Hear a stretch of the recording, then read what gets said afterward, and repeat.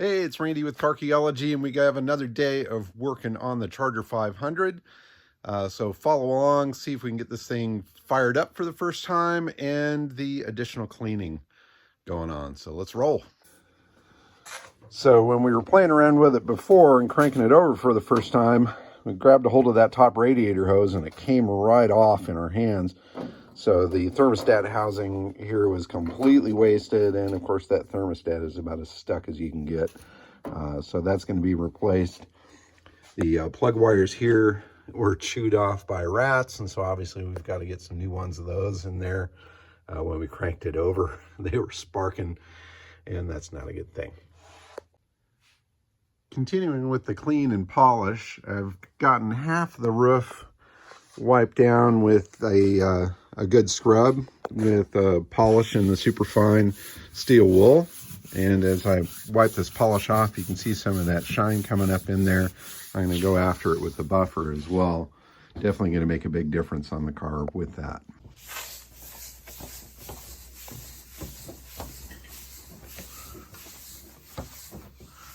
All right, new plug wires on it. Thermostat housing is there. New thermostat. Disconnected the fuel tank, got a little gravity feed, and got the battery hooked up. Let's see if she'll go. And nothing.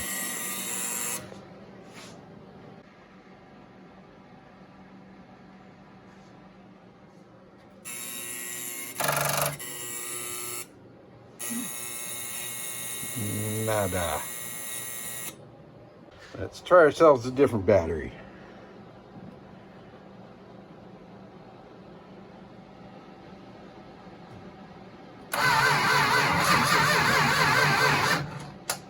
All right.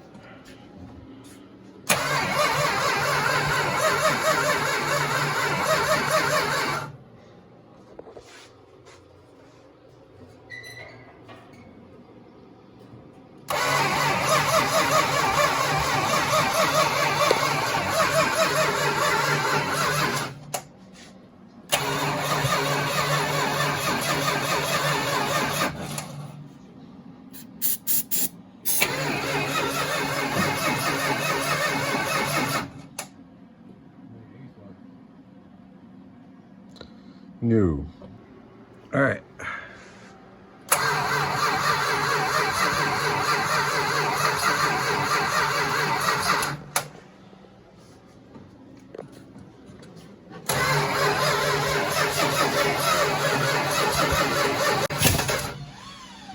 There's a little love.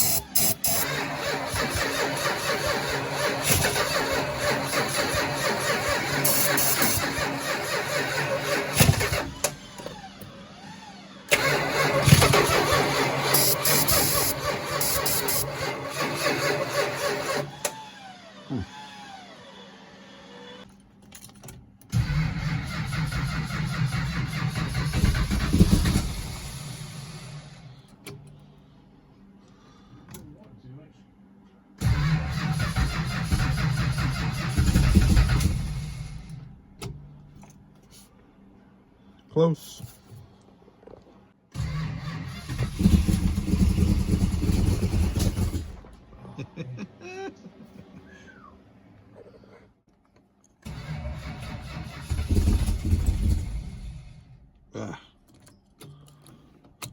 Ready? Yeah.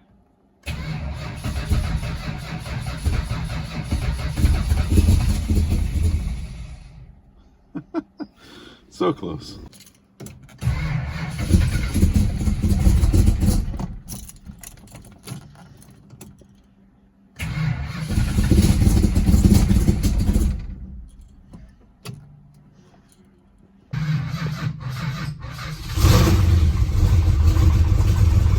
That sounds like life. Oh, stop.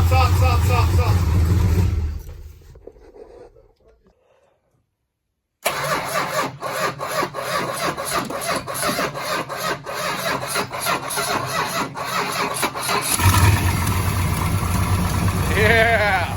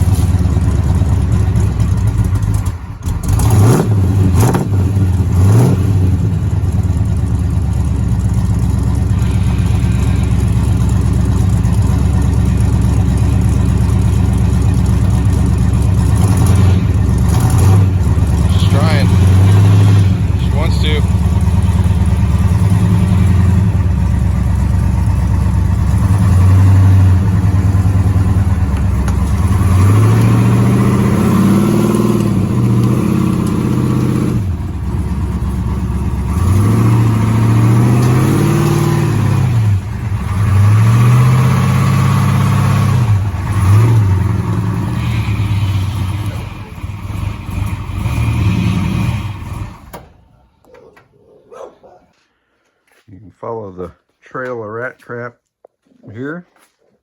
You got the Charger at least this far out of the garage under its own power. We'll see if it'll come out the rest of the way. I'm sure she will. A little bit of tranny fluid in there, and it should move a bit better.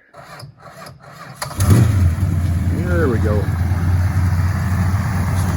Alive and kicking.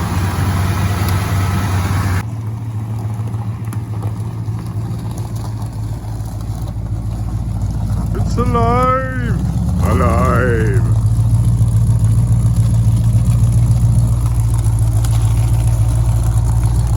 Sounds pretty good, too.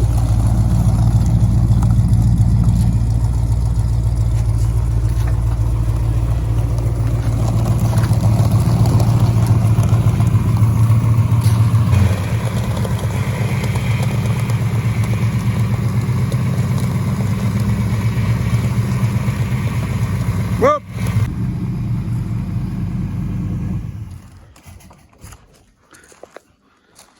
So it's definitely alive and moving under its own power. No brakes yet. I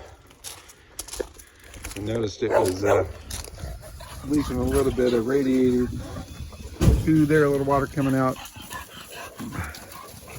And definitely fuel system still needs some work, but we dug it up and then we drove it. So the Charger 500 is clean, or at least cleaner than it was when it was sitting in the garage. I could certainly go further with the paint. We did get it running. It does move under its own power, which is a fantastic thing.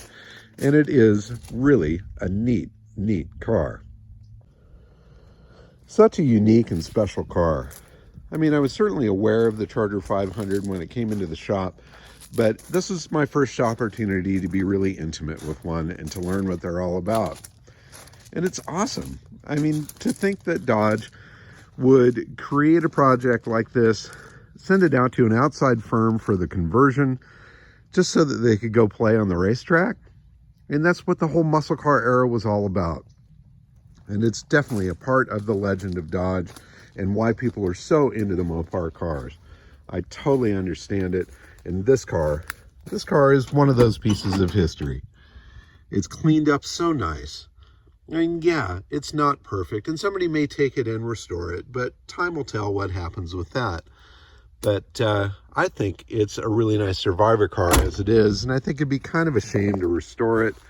You could certainly do a little paint touch-up, do some blending, try to keep some of that originality if you wanted, or just leave it as it is. You know, we've got the engine running. It actually sounds fantastic. The transmission seems to work. Still needs brakes. It could use some better tires, but and further cleanup would certainly improve upon it. You could get a paintless dent removal guy to come out here and work out some of the dings and dents, and that might help an awful lot as well. But that's as far as I want to take it, and it's been a blast to work on this car. And the interior cleaned up really pretty nice in this car.